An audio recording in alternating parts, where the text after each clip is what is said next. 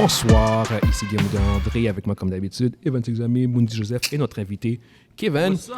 Aujourd'hui, on va vous parler en fait de la chronique Mojo Midnight Sun qu'on n'avait pas eu le temps de parler dans notre édition. Fait que Mundi, the floor is yours, comme on dit en anglais. Yeah! Yes!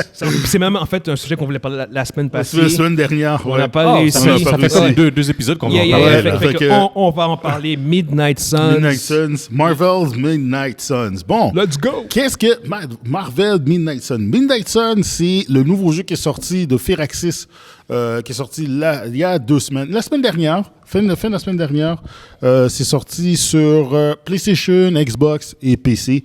Qu'est-ce que le jeu raconte? C'est un jeu de tactique RPG, qui veut dire en turn-based, qui veut dire c'est un jeu qui se joue de tour à tour. Donc, pour les puristes de XCOM, puis de tous les jeux qui se jouent tour à tour, c'est le genre de jeu pour vous.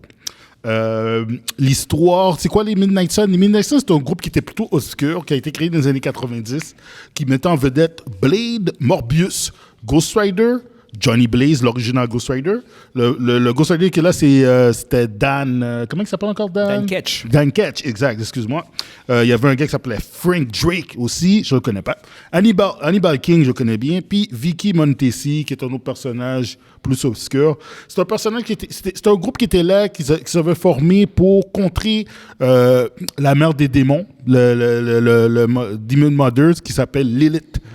Qui est un personnage extrêmement puissant. On parle de personnage à peu près pour gauger à peu près sa puissance. Là, c'est du Thanos level avec le gant. Là. Alors, c'est un groupe de personnes. Wow! Du Thanos level avec le gant, là, avec le gauntlet, là. Ouais, c'est du gros. Slow your roll. C'est beaucoup, Mondi, ce que tu dis, là. Si tu m'avais dit, genre, du Dormammu, du Mephisto. Ok, du Dormammu. Du Dormammu, Mephisto. Thanos, c'est quand même... Arrête. Non, Thanos avec le gauntlet. Thanos avec le gauntlet. Sans le gauntlet, il n'est pas aussi puissant que Mephisto. Je suis désolé, mais est-ce qu'on parle MCU ou comic book? Comic book? Va t'asseoir. Je sais pas. Mais non, comic book, il faisait qu'est-ce qu'il voulait. Là. Ouais, Thanos avec le content comic book, il faisait qu'est-ce qu'il voulait. Tout le monde. Il faisait qu'est-ce qu'il voulait. Désolé, guys, aparté, genre ça. Ouais, c'est parce que lui puis son Thanos, là, il y a vraiment de la misère avec ça. Non. Arrête. Thanos level. Bitch, please. C'est un high-level threat level character. Mais oui, si t'es Dormammu, Mephisto level, t'es fucking high-level. Ouais, c'est ça. Et voilà, c'est ça. Ça, c'est clair. C'est le personnage, genre, qui est avec Katoon, là, puis qui fait des bouches. Bon, c'est ce genre de personnage-là. Alors, l'histoire, c'est ça, en gros. Désolé de j'ai été triggered. Le gars qui a été triggered. Fait que, dans le jeu, l'histoire du jeu, c'est que le jeu l'histoire du jeu a été modifiée. L'histoire, c'est que Hydra réussit à ressusciter Lilith après 300 ans dans le sommeil. Puis la créature prend le contrôle de Hydra, puis de toutes les forces et puis leurs ressources. Doctor Strange, avec les Avengers, il essaie de l'arrêter. Malheureusement, ils n'arrivent pas. Alors, ils font appel au groupe qui s'appelle les Midnight Suns. Dans le jeu, les Midnight Suns sont composés de Blade, le personnage de Nico. Il y a Scarlet Witch. Il y a aussi la sœur de Colossus qui s'appelle Illyana Rasputin Magic. Et tu as Ghost Rider, mais c'est le nouveau Reyes, là.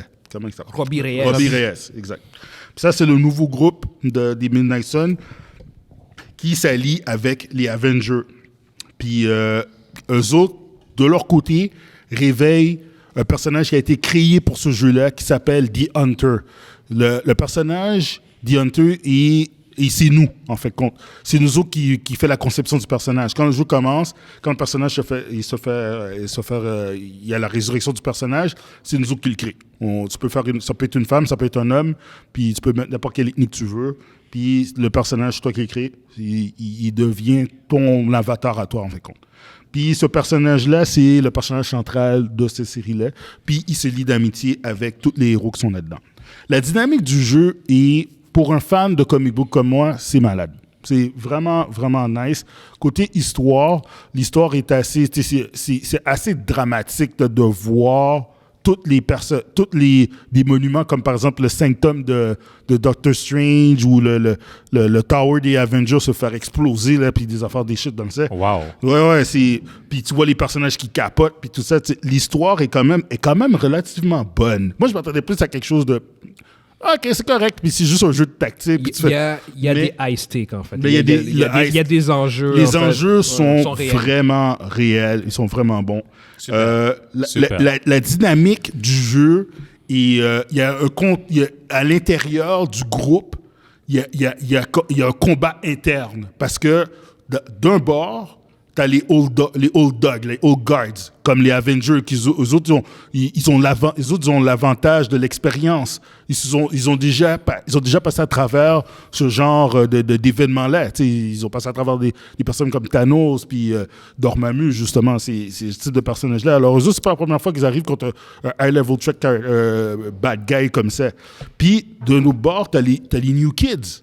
T'as Blade avec sa clique, puis eux autres, ils sont fâchés parce que les Avengers arrivent dans leur mansion, puis ils prennent leur place, puis ils les occupent pas. Alors, t'as comme un conflit interne là-dedans, puis t'as ton personnage qui est au milieu.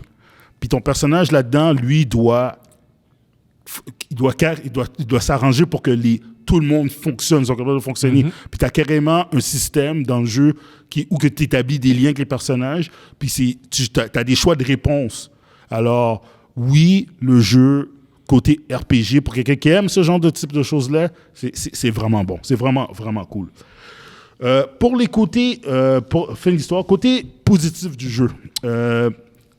Premièrement, j'ai trouvé que l'histoire était vraiment nice. Le jeu est addictif de ce côté-là.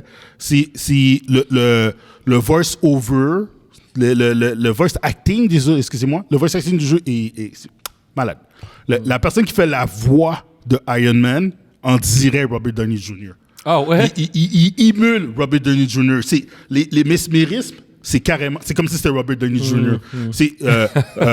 Par exemple, Doctor Strange, c'est pas le cas. Tu vois qu'il sonne un peu anglais, mais le bickering entre ces deux personnages-là, c'est malade. Ces deux gars-là, ils volent la vedette. C'est qu'on dirait c'est deux acteurs qui se battent vraiment. Puis ils sont vraiment en train de chamailler. L'autre, c'est le gros scientifique, l'autre, c'est le magicien. Puis c'est le fun de les entendre. Des fois, ils sont dans le background, tu les vois dans le fond, puis ils sont en train de chicaner. Puis le jeu est capable de capturer cette essence-là. Puis ça, j'ai trouvé ça vraiment nice. J'ai aimé le système. Il y a beaucoup de personnes, il y a beaucoup de reviewers qui n'ont pas aimé le système de friendship. Moi, j'ai adoré ça. Parce que ça permet de mieux connaître les personnages. Il y a carrément comme une scène où que ton personnage va dans le limbo pour aller voir Illyana, qui est Magic. Puis, il y a des choses que j'ai appris de ce personnage-là. Ce personnage que je connais depuis longtemps, mais là-dedans, ils approfondissent son personnage, puis ils expliquent pourquoi qu'elle est comme ça. Ils expliquent pourquoi qu'elle est dark. Puis là-dedans, tu peux entendre la voix de Mephisto qui parle, qui lui explique, puis lui, qui est en train de lui parler quand elle était jeune. Puis là, tu rentres dans son univers à elle. Puis ton personnage arrive, puis tu as tes choix de réponse. C'est pas la Mass Effect. Tu as tes choix de réponse dépendant de ce que tu dis. Tu peux avoir une réponse négative du personnage ou une réponse positive.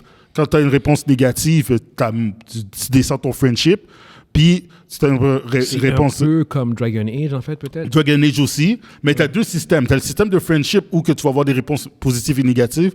Puis, tu as le principe de light puis dark. Parce que light puis dark, ça, c'est pour ton personnage. Faut pas oublier que ton personnage est le fils ou la fille de Lilith. Donc, si tu puises dans le darkness, ton personnage est plus fort dans le darkness, puis tes pouvoirs vont se puiser de là-dedans. Si tu es plus fort dans le light, puis tu vas puiser tes pouvoirs du light, puis ce genre de choses-là. Yeah, Petite question. Ouais.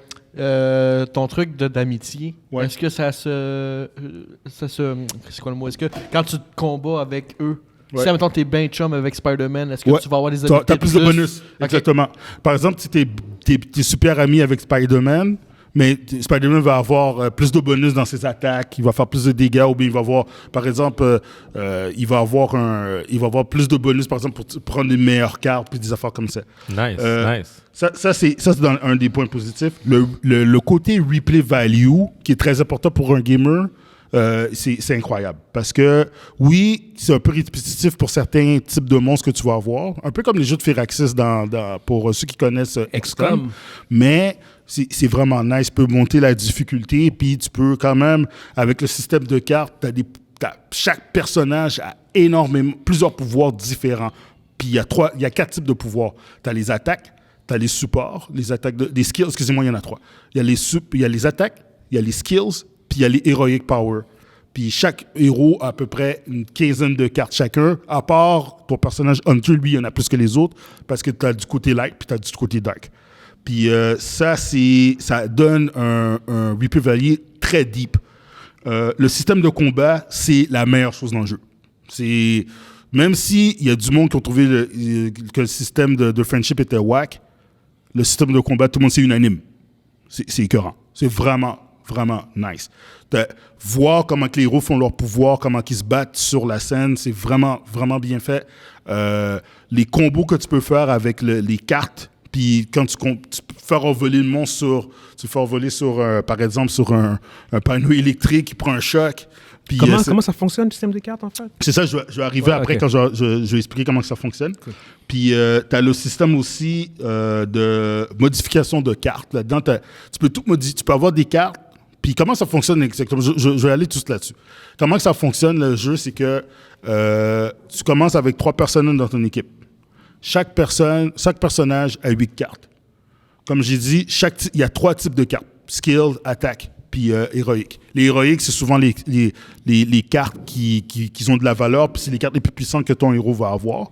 Tu as les skills qui permettent de faire certains buffs, qui donnent des avantages et des buffs. Puis tu as les attaques, c'est des attaques. Puis quand chaque héros a 8 cartes qu'il va avoir, ça veut dire donc dans ton deck, tu en as 24. Tout est random. C'est aléatoire. Donc, tu vas piger quand vous commencez la game, tu as tes 3 héros sur la map, puis vous pigez 5 cartes. Puis dans ces cartes-là, tu vas voir, ça va être un mélange de... Tu pourrais juste avoir des cartes de Ghost Rider, genre. Ou bien tu pourrais avoir une carte de Ghost Rider, 2 cartes de Hunter, puis 2 cartes de Spider-Man. Puis avec ça, tu joues ta tactique que tu veux. Tu peux déplacer ton héros 1 fois ou 2 fois, dépendant du personnage, dépendant aussi des habilités que tu as. Puis tu les places sur la map, puis tu peux faire tes attaques. Puis les attaques, ça va te dire, OK, si tu fais, mettons, une attaque qui a l'option knockdown, excusez-moi, ça veut dire que le personnage va revoler. Tu peux faire revoler sur l'environnement. Si tu as une carte, par exemple, qui dit quick, ça veut dire que quand tu la joues, la carte ne coûte pas, elle est gratuite. C'est comme ça. Si tu mets la personne knockout, la carte n'est pas dépensée. Tu peux jouer seulement 3 cartes par tour, mais les cartes quick fait que si tu fais un knockout, c'est comme si tu n'avais pas dépensé de cartes. En fait, tu bâtis ta stratégie de combat autour des cartes que tu utilises. Puis, c'est mitigeable. Tu peux toujours discarter une carte pour en piger une autre. Okay. Puis, tu as des personnages qui te permettent de carrément aller chercher, genre Blade, il tue quelqu'un avec une attaque. Puis ça dit, si vous réussissez à tuer une personne, si vous mettez KO un ennemi, puis j'ai 2 cartes de Blade. Fait que automatiquement, tu sais déjà qu'est-ce que tu vas avoir des cartes de Blade. Ou bien tu peux avoir comme genre Iron Man qui fait une carte qui il met vulnérabilité à 3 ennemis sur la table. Puis en faisant ça, ça lui permet de piger 2 cartes Iron Man. Puis chaque héros a son type de carte à lui avec ses skills qu'il Exactement. Fait que c'est au bout du Exactement. compte. Fait que tu peux customize, genre comme si tu joues avec Iron Man, c'est pas la même fois que si tu joues avec Spider-Man. C'est complètement différent. Parce que Spider-Man a des skills différents. Chaque personnage a leur façon de jouer. Ouais. Chaque personnage il a vraiment son style bien à lui. Comme Spider-Man est un personnage qui est bon avec l'environnement. Tu peux utiliser même il y a des cartes qui permettent, à chaque fois que tu joues une carte, ça te donne des points héroïques. Puis tu peux monter jusqu'à 10. Puis quand tu utilises justement les cartes héroïques, eux autres, ça dépense des points héroïques.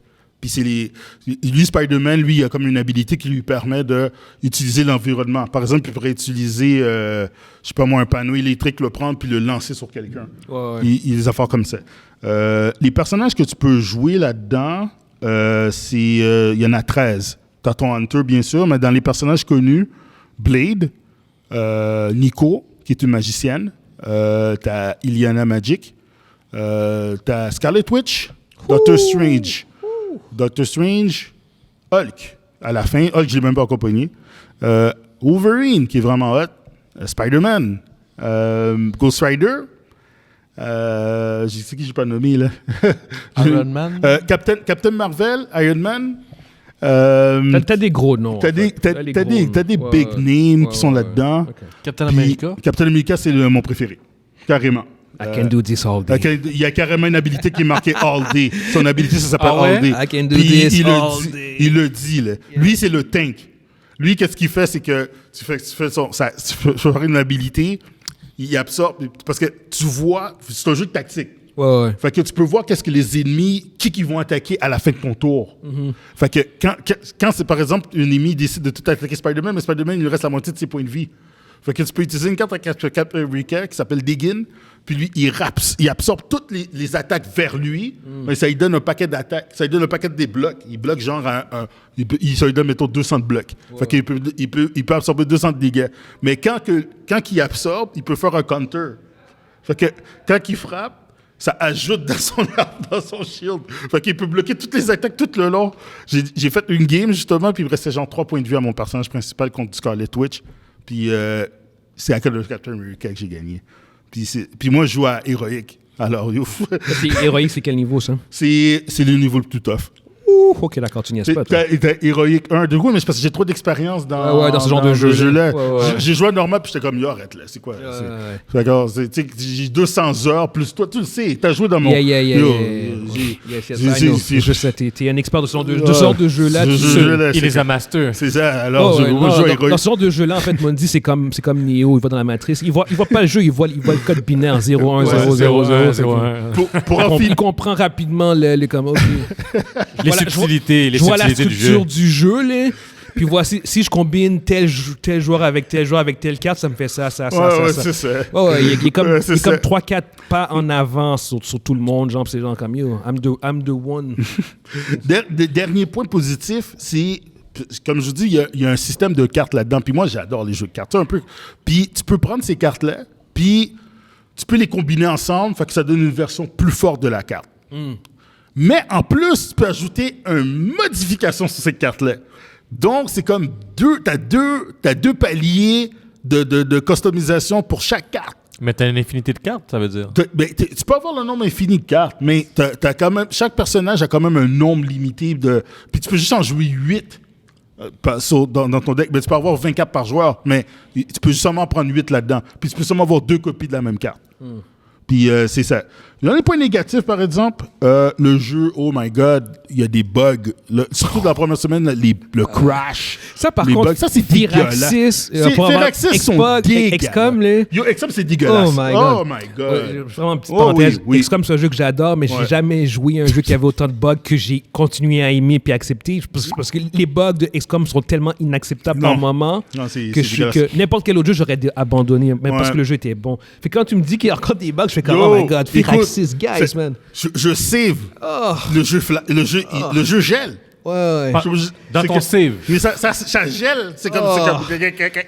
Ça, c'est tellement des bugs à la Firaxis. C'est comme n'importe quoi. C'est que ça pendant 5 minutes, tu dis, yo, là, ça a vraiment gelé. Puis ton ordi, il est gelé, là.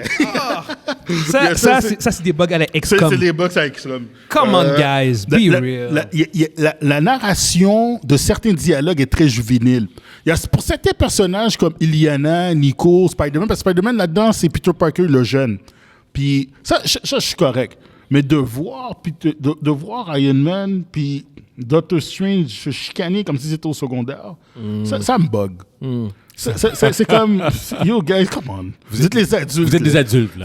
Puis t'as Blade qui dit, yo, Captain Marvel, elle est fraîche, mais là, t'as passé là, j'ai dit, de quoi tu parles? Là, c'est dans ta minute, t'es en train de flasher dessus. Là, je suis comme, what the... Qu'est-ce qui se passe? C'est cool, mais en même temps, c'est comme... Is this high school? C'est quoi? On dirait que c'est High School Musical, mais version Marvel. Okay. L'affaire que je déteste au plus haut point, c'est qu'il y a la microtransaction pour des costumes différents. Et voilà. Ça commence là-dedans. Mais le pire aspect pour moi dans ce jeu-là, c'est le grind. Ce que je trouve inacceptable, c'est vraiment un méga turn-off. C'est le fait que tu dois... Les ressources du jeu pour faire des modifications, pour acheter des cartes, pour upgrader tes cartes, c'est interminable. J'ai passé énormément d'heures pour faire justement mon review. J'ai passé énormément d'heures à grinder les ressources, à refaire des missions pour upgrader mes cartes, acheter des affaires pour upgrader le mansion. Parce que là-dedans, ça reste comme XCOM. Tu dois augmenter ta base, tu dois acheter des équipements pour booster ton équipe. Ça reste le même principe. Puis ça, c'est dégueulasse. J'ai même give up au point où que je me suis même donné des ressources avec le cheat engine. Parce que c'était juste trop long. C'est trop long. C'était rendu à 40 heures, puis j'ai dit, c'est quoi la joke? J'ai fait, oh non. Okay. Puis ça, c'est horrible. Ça, pour de vrai, là, ça enlève un gros 2 points pour moi. C'est horrible. Il y a du gros grinding à faire. C'est du grinding qui n'a pas rapport. Ça, c'est... Pour moi, c'est inacceptable. Ça n'aurait jamais dû avoir être. Ça n'aurait jamais dû avoir lieu dans le jeu. Tu avais l'impression de jouer à un jeu de téléphone. Là. Un jeu de cell game. Là. Mais bref, pour moi, ce jeu-là, c'est un des jeux le plus fun que j'ai. Ce jeu, pour vrai, ce jeu-là est pour moi. Il y a tellement de bons points pour moi. Je peux comprendre que quelqu'un n'aime pas ça, mais pour moi, après Elden Ring puis God of War, c'est mon top game. Oh, nice. Pour moi, c'est un gros 8.5. Wow. Si c'était Okay. si c'était pas pour le grinding, pour les bugs, ça aurait été mon top game. J'aime tellement le fait de voir Wolverine parler avec ton personnage puis de raconter son histoire. Puis c'est tellement cool pour un fan de Marvel fini comme moi. C'est malade, c'est écœurant. Fait que je le conseille pour un gars comme Guillaume. Pour quelqu'un qui aime ce genre de type, pour quelqu'un qui aime le turn-based, qui aime Marvel, stratégie game. C'est le jeu, essayez ça, vous n'allez pas être déçus. Petite question avant pour terminer. Est-ce que c'est XCOM avec une couche de peinture à la Marvel ou non, le jeu pas du tout, c'est complètement différent. Ouais. Parce que dans XCOM, tes personnages, tu joues des soldats, tu joues des humains, puis ils sont nondescript. Ils n'ont pas d'identité. Ils n'ont pas d'identité. Là-dedans, ton personnage a une identité. Ouais. Quand Spider-Man est blessé, tu l'as pas pendant 3 missions, il est out, là. Puis ça fait mal parce que tu veux avoir Spider-Man. Des fois, là, ça peut te bloquer dans Story Mode. Ben, XCOM, tu peux perdre des personnages. Tes personnages peuvent être fatigués ou ils peuvent mourir, puis là, la mort est permanente. Ouais, c'est ça. Chez Midnight Sun, c'est pas ça. Il n'y a pas de mort permanente dans le jeu-là, mais chaque personnage est différent. Ouais. C'est ça. Fait que si, mettons, dans une mission, Spider-Man, il se fait péter, là. Il se fait péter, tu l'as pas pendant 3... Tu peux il va être injured. Mais comme moi, j'ai fait des upgrades, maintenant je suis rendu avec Dokwa qui fait guérir plus rapidement. Mais on m'a emmené pendant 3 missions, j'avais pas Spider-Man, là. Puis c'est un des personnages que je jouais le plus. OK. Ouais. Ça force à revisiter tes stratégies. Je l'ai remplacé par Blade. Je vais prendre Blade. Blade, il fait juste frapper dans... Tu sais, chaque personnage a sa force. Là, je viens de pogner Scarlet Witch. Puis Scarlet Witch, elle fait bien trop de dégâts. C'est quoi ça? Le contraire m'aurait surpris. Ouais, c'est ça. mais bon, alright, cool, man. Une bonne cote quand même. Ouais. Moi, c'est aussi un jeu qui m'intéresse aussi. Je vais probablement checker ça durant le temps des fêtes. Je vais voir. Par contre, je sais qu'il n'est pas disponible sur Mac. Fait qu'il faudrait que je joue sur mon laptop. Non, je vais m'arranger. Ça me fait chier un peu. Mais dans tous les cas, on va quand même conclure là-dessus. Fait que merci beaucoup, Modi, pour ta chronique. Yes, sir. Fait qu'on espère que vous avez aimé ça. N'hésitez pas, en fait, à nous dire ce que vous pensez, en fait, pour ceux qui ont joué à Midnight Sun. Est-ce que c'est un jeu qui vous intéresse? Est-ce que c'est un jeu que vous avez aimé? Puis n'hésitez pas à vous abonner, commenter, partager nos vidéos. Ça fait une grosse différence pour les algorithmes. Yes! Merci beaucoup et on se voit une prochaine fois. Ciao, ciao! Ciao, guys! Ciao, ciao!